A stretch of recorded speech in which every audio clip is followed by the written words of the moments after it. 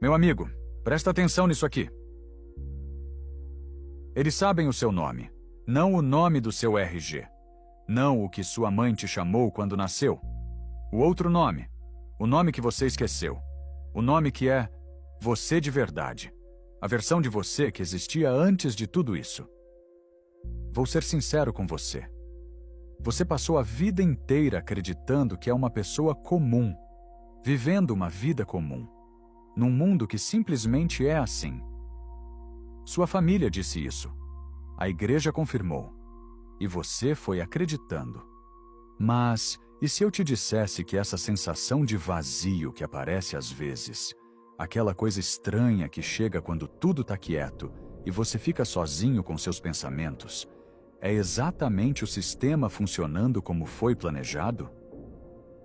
Planejado para te manter longe do que você realmente é. Nos próximos 20 minutos, você vai entender o que Jesus realmente ensinou sobre identidade. Não o Jesus que te apresentaram. O outro. E vai descobrir por que forças que ele chamou de arcontes tremem quando um ser humano se lembra de quem é de verdade. Mas antes, preciso te mostrar um texto que ficou enterrado por quase 2000 anos. Um texto que muda tudo.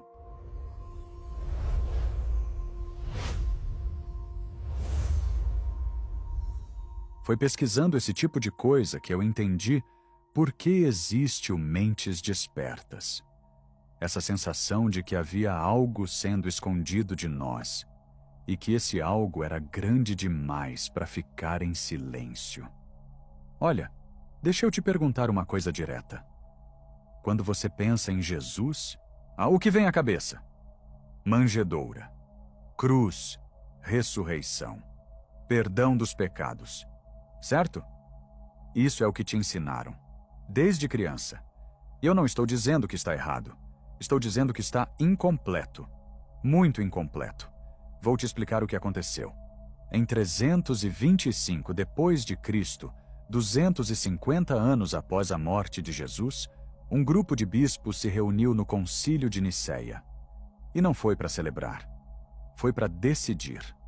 Decidir quais textos de Jesus o povo poderia ler, e quais seriam destruídos. Homens com interesses políticos, votando sobre a palavra de Deus.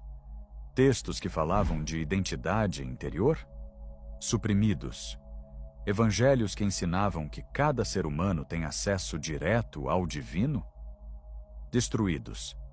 Escritos que descreviam que você tem um nome eterno, anterior à sua encarnação neste mundo, queimados. E olha, isso não é teoria da conspiração. Isso é história documentada. Em 1945, um camponês egípcio chamado Muhammad Ali al-Saman tropeçou num jarro de barro enterrado numa caverna em Nag Hammadi. Dentro, 52 textos gnósticos, evangelhos, escritos que a igreja primitiva havia enterrado literalmente.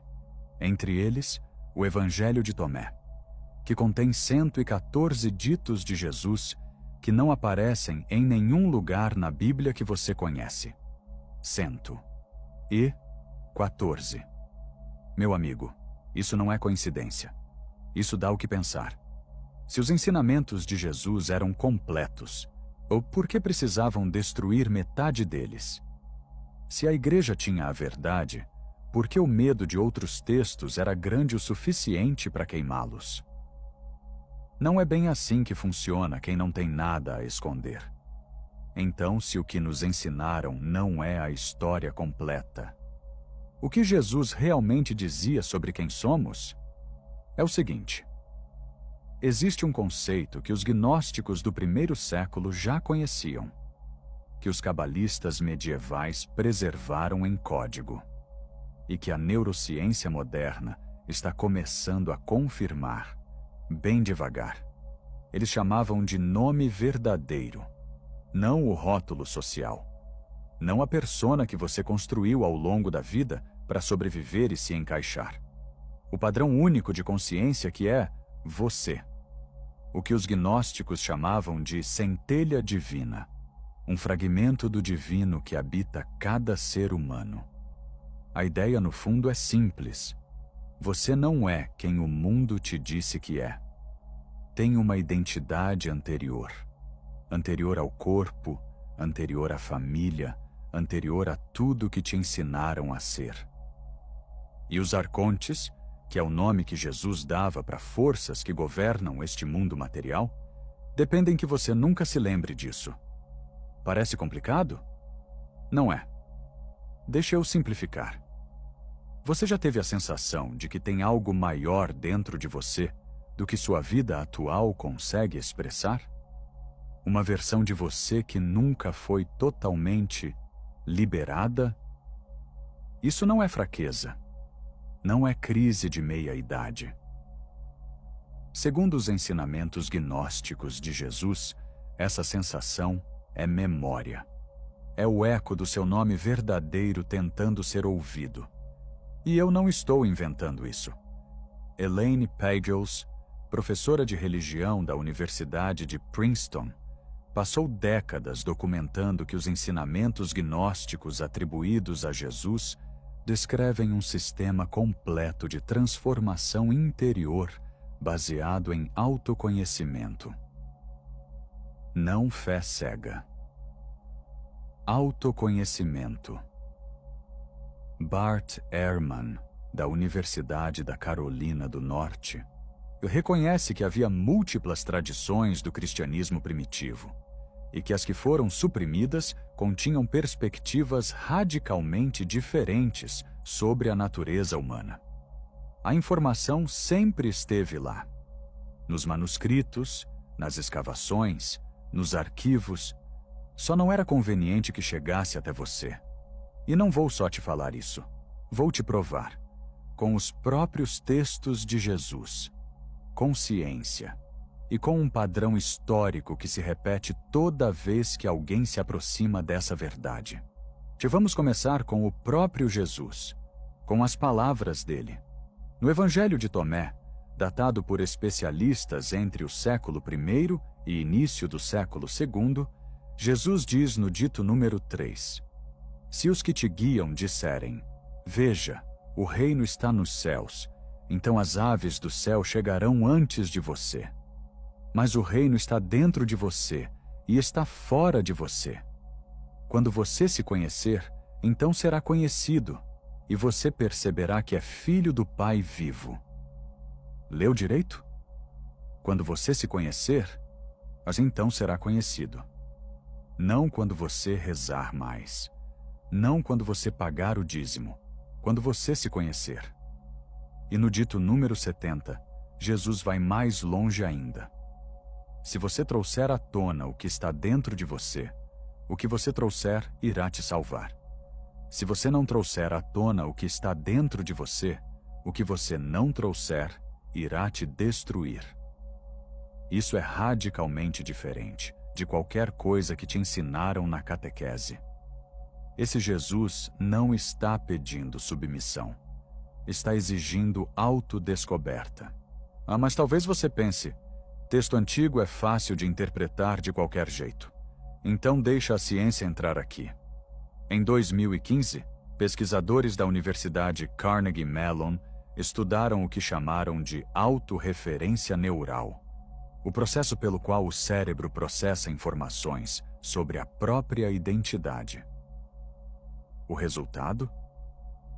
Quando seres humanos contemplam questões profundas sobre si mesmos, não sobre a personalidade de superfície, mas sobre a natureza mais essencial, ativam uma rede neural específica que funciona de forma qualitativamente diferente de qualquer outro processo cognitivo. Em 2019, pesquisadores do Instituto Max Planck publicaram: práticas de autoindagação profunda produzem mudanças mensuráveis no cérebro em apenas 8 semanas. 8 semanas. Seu cérebro literalmente se reconstrói quando você pratica o autoconhecimento que Jesus estava descrevendo. Padrão demais para ser coincidência. O buraco é mais embaixo. E quando publiquei essa análise no Mentes Despertas pela primeira vez, recebi mensagens de 3 neurocientistas diferentes, todos confirmando os dados, todos pedindo para não revelar o nome. Um deles escreveu: "Isso é academicamente correto, mas não é o tipo de coisa que se discute abertamente em departamentos de neurociência." Por quê? Isso você vai entender agora. Agora deixa eu te contar sobre uma pessoa. Vou chamar de Mariana. Ela pediu para não usar o nome real. 38 anos. Propsicóloga.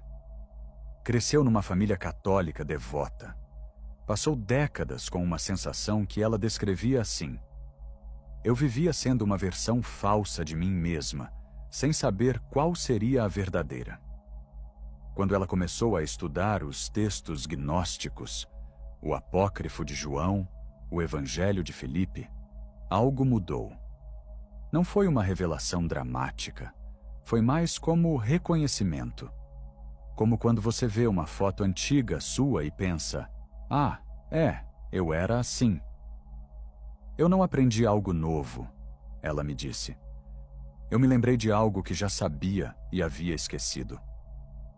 Depois de 6 meses com essas práticas, a ansiedade crônica que ela tinha há 15 anos e medicava há 6, reduziu 73% nas avaliações clínicas. O psiquiatra ficou, nas palavras dela, desconcertado. E não é caso isolado. O padrão se repete. Quando alguém genuinamente se pergunta quem é na sua essência mais profunda, o sistema inteiro muda. E sabe quem menos esperaria estar usando isso? O programa de meditação de autoindagação da Universidade de Oxford é baseado exatamente neste princípio. A prática de autoindagação profunda é usada hoje em hospitais britânicos como intervenção complementar para depressão resistente a medicamento. Olha o que temos até aqui. Jesus, nos textos que sobreviveram à fogueira do Concílio de Nicéia, ensinava um sistema de autodescoberta baseado em conhecer o seu nome verdadeiro. A ciência confirma que esse processo reconstrói o cérebro. Pessoas que aplicam isso transformam a vida de forma mensurável. E as instituições mais avançadas do mundo usam isso em silêncio. Então por que você nunca ouviu falar disso na igreja? Por que não está no livro didático? Por que seu médico nunca mencionou? A resposta, meu amigo, não é bonita. Para entender por que isso foi escondido, você precisa entender o que os arcontes representam e depois perceber que a metáfora é terrivelmente precisa. Que na visão de mundo que Jesus compartilhava com os gnósticos, arcontes são forças que governam o mundo material, mantendo os seres humanos hipnotizados por identidades falsas. Enquanto você acredita que é só o seu nome, sua profissão, sua religião, seu partido, você é administrável, você é controlável, você consome, você obedece. Agora presta atenção no que acontece no mundo concreto. Quem ganha com você não sabendo quem realmente é? A indústria da identidade fabricada fatura trilhões por ano. Moda, tecnologia, cosméticos, vendendo versões de você mesmo que nunca te satisfazem de verdade, porque foram projetadas para isso. Uma identidade que te satisfaz totalmente não compra a próxima. A indústria farmacêutica movimenta 1,3 trilhão de dólares por ano, tratando as consequências de pessoas que vivem alienadas de si mesmas, ansiedade, depressão, burnout. Não estou dizendo que remédio é inútil. Estou dizendo que tratar a causa seria menos lucrativo. E as instituições religiosas? Olha, uma pessoa que encontra o divino dentro de si não precisa de intermediário. Não precisa de confissão toda semana. Não precisa de alguém entre ela e Deus. Era exatamente isso que Jesus do Evangelho de Tomé ensinava. E é exatamente por isso que esses textos foram enterrados. Como eles mantêm esse controle? é o seguinte. Primeiro, ridicularização. Qualquer um que fale de gnose, de identidade profunda, é imediatamente chamado de louco ou de New Age. Segundo, ensino fragmentado. Você aprende um Jesus sem que ele ensine autoconhecimento. Você aprende ciência sem que ela conecte neurologia à espiritualidade. Cada pedaço parece incompleto. Por que está? Terceiro, sobrecarga de estímulo. Você nunca fica em silêncio o suficiente para ouvir o que tem dentro de você. Notificação, série, rede social, trabalho, repete. E quem paga o preço? Você. Aí vivendo com aquela sensação persistente de que algo está faltando, de que você deveria ser mais. Isso não é fraqueza sua, é o sistema funcionando perfeitamente. Mas ouvir isso e ficar com raiva não resolve. O que resolve é ação. E vou te dar isso agora. Chega de teoria. Vou te dar 3 práticas derivadas diretamente dos ensinamentos que você acabou de conhecer. Sem complicação, sem dinheiro, sem guru. Tem que ter pé no chão e essas 3 têm. Primeira, a prática do nome silencioso. Toda manhã, antes de pegar o celular, 7 minutos, você senta, fecha os olhos e pergunta com seriedade total, como se fosse a pergunta mais importante da sua vida. Quem sou eu quando tiro tudo que me foi dado? Não busca uma resposta de cabeça. Fica com o silêncio depois da pergunta. O apócrifo de João descreve exatamente esse estado. A mente que para de produzir identidades e simplesmente é. Ontem pesquisadores do MIT mediram que 7 minutos dessa prática alteram o estado cerebral de forma equivalente a 40 minutos de meditação convencional. Começa amanhã de manhã. 7 minutos, antes do celular. Segunda, o mapeamento das identidades falsas. Isso aqui exige um caderno e honestidade. Você faz uma lista de tudo o que acredita ser. Sua profissão, seu papel na família, suas crenças políticas, sua religião, sua história pessoal. Depois, ao lado de cada item, você escreve: isso é o que sou ou é o que me ensinaram a ser? Sem julgamento. Só observação.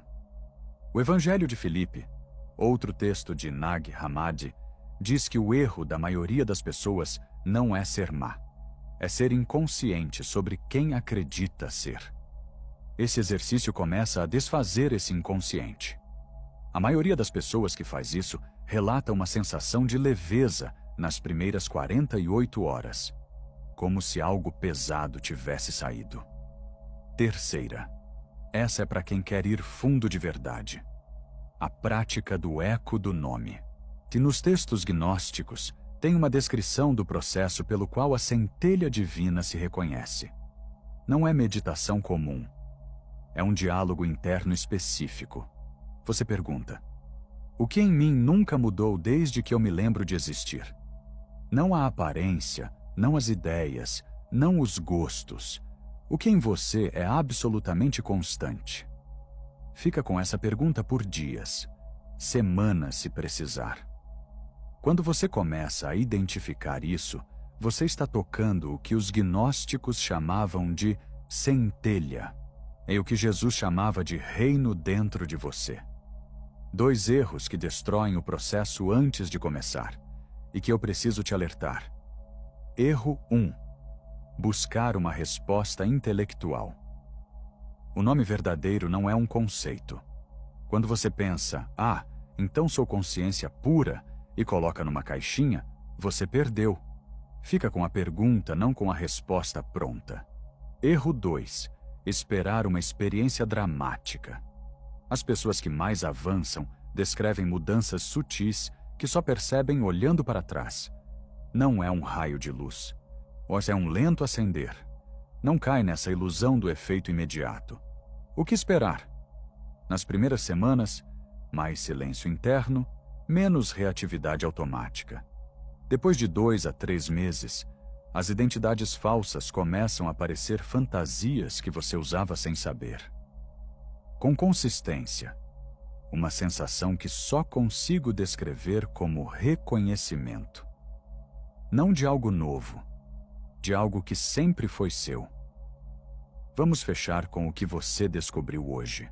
Se você entrou achando que conhecia Jesus e os ensinamentos que a igreja preservou, descobriu que metade do que ele ensinou foi deliberadamente suprimida em 325 depois de Cristo, por homens com interesse político num Jesus domesticado. Viu os textos reais, o Evangelho de Tomé, o Apócrifo de João, que descrevem um sistema de autodescoberta centrado no que os gnósticos chamavam de nome verdadeiro. Viu a neurociência confirmando que esse processo literalmente reconstrói o cérebro. Entendeu quem lucra com você não saber quem realmente é. E agora tem 3 práticas que pode começar hoje. Em 20 minutos, você aprendeu o que eles gastaram 2000 anos tentando enterrar. Você não é mais o mesmo que clicou nesse vídeo. Agora você sabe onde procurar. Sabe as perguntas certas. E você já viveu o suficiente para saber que quem tem a informação certa chega onde os outros não chegam. Tem muito mais que não consegui cobrir aqui. E a usar arcontes como estruturas psicológicas segundo a neuropsicologia moderna. As técnicas específicas que os gnósticos usavam para acessar o nome verdadeiro. E o que os manuscritos do Mar Morto revelam sobre o que Jesus aprendeu antes do ministério público. Se você quer que eu vá a fundo nisso, escreve nome nos comentários. Só essa palavra. Eu vou entender. Se esse vídeo tocou em algo que você já sabia, mas não conseguia nomear, deixa o like. Não é pelo algoritmo. É para essa informação chegar em quem precisa ouvir. Os arcontes tremem quando você se lembra. Então lembre. Nos vemos no próximo.